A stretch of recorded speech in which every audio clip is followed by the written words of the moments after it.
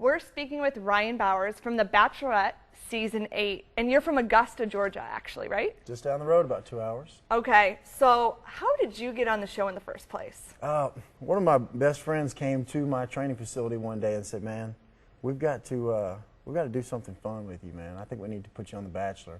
And so we kind of joked around about it, and I guess he went home and did it. I got a phone call about a week later, and so I called him and I said, "Look, it looks like I'm going to be going out to L.A. Wow. What you did worked."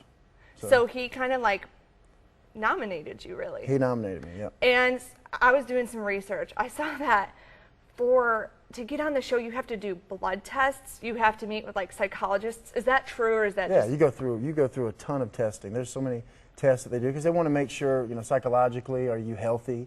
Right. And then, physically, are you healthy? There's a lot of, obviously, as you saw, Emily did a lot of kissing this year. Right. So they're looking for like STDs, maybe all that like kind of stuff. They want to make sure that you're clean. Drug so use. Looks like I'm clean. Yeah. Well, there you go. I already knew that, but. So they're looking for maybe like drug use. I mean, it just seems like pretty in depth just to go on a reality show. Yeah, I mean, they want to make sure that they protect Emily or whoever the Bachelor or Bachelorette is, that they don't have anybody that's coming in that has a past that they don't know about. But then again, they also look for some characters as well. Right. They're going to bring some of these folks on that kind of have a character that makes it a little bit of a twist to the show. So for you, do you think that the real you was shown, or do you think that this is totally... and I've said this in interviews and said this on the hot seat with Chris, that I think part of the time, yes, definitely. The first 2 episodes, definitely me. I'm definitely a confident guy who loves to have fun. I'm not going to take life too seriously unless it comes to my responsibilities. But then there's other moments there in episode like 3 or 4 where every time I say something, it's kind of clipped, or you don't see me saying it, and there's music. It's the Jaws music starts playing behind what I'm saying. I'm like, oh, here we go again. But it's for television. It makes for great entertainment, and you get to watch the live interview that I did, or not live audience interview with Chris on the hot seat. That's me. I'm a confident guy. I believe in myself. You didn't get to see, and I'm probably stepping over all your questions that you have here, but we'll get to them. I'm sure you have to. But a lot of the guys that were there were actually defending me as well. But they kind of just didn't really maybe show that.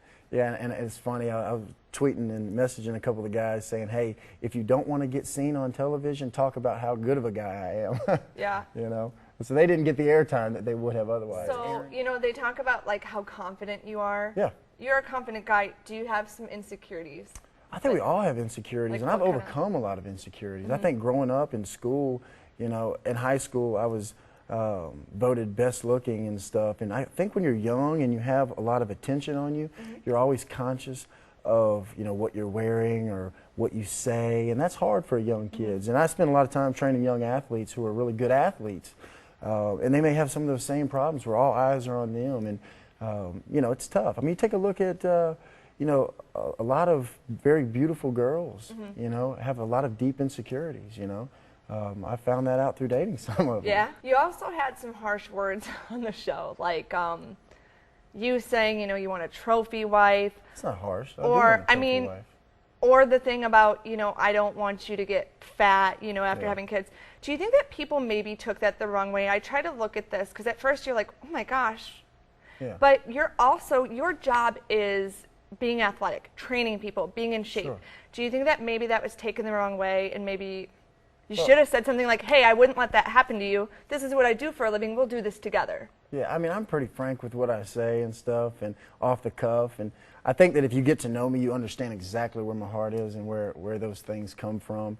She asked me if I was to, then they didn't show this now. They didn't show, the lead-in question was, Ryan, if I wanted to sit on the couch and eat cheeseburgers and get fat, just let myself go. Who would want to do that? She obviously wouldn't want to do that. Right. She came onto the show the other night looking great. She's obviously been working out. One of the ladies that I met in the park that day that was her friend is her trainer.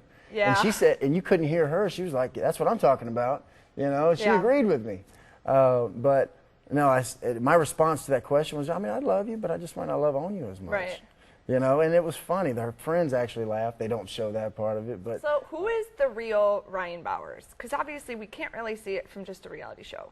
Yeah, I mean, I own Athlete Sports Training Academy. I was an 8-year pro ball player. I had to work hard for everything that I've attained and received in life, and played in the Arena Football League here, Georgia Force last year, and then was a short time with the Falcons here as well. And I've just been a hard-working guy, and I think over the years my faith and my relationship with the Lord has allowed me to see that I can accomplish much.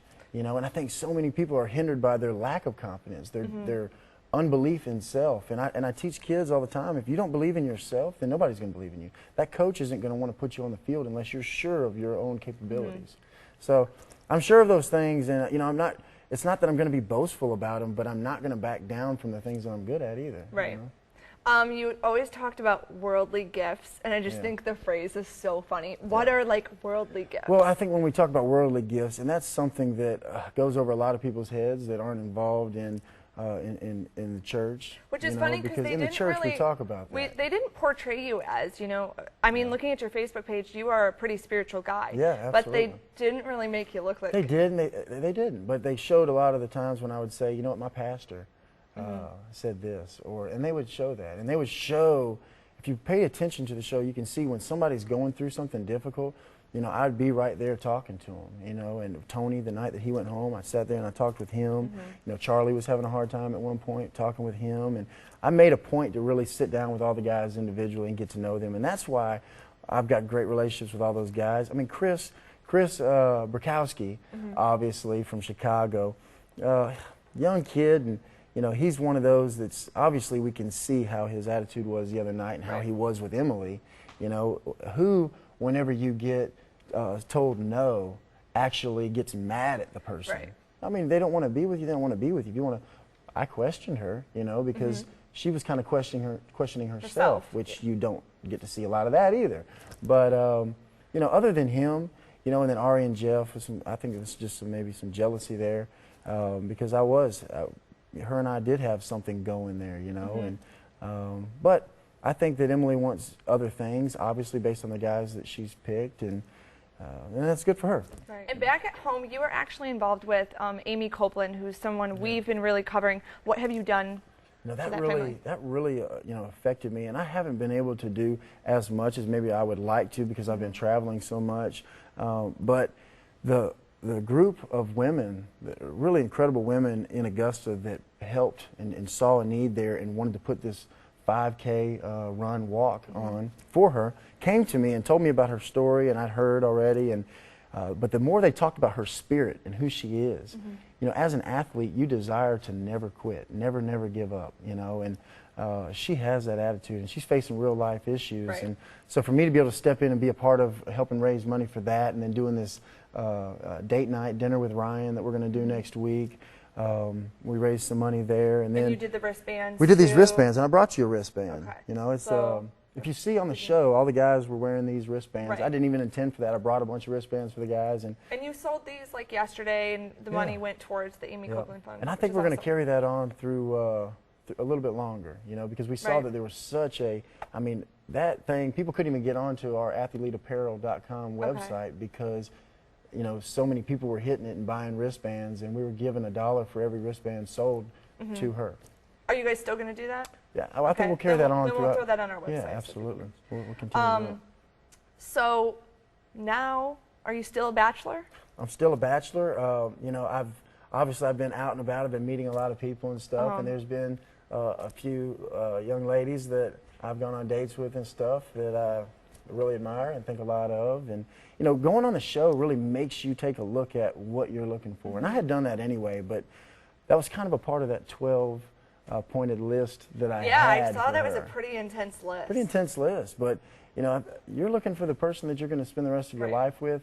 I took it very seriously. I couldn't sleep that night. I woke up and I thought, I don't want to continue to go forward in this process and lead her on if she's not, what I'm looking for, and I don't want to continue to go down this road either, and so I figured I'm going to go on and I'm going to be absolutely myself. Right.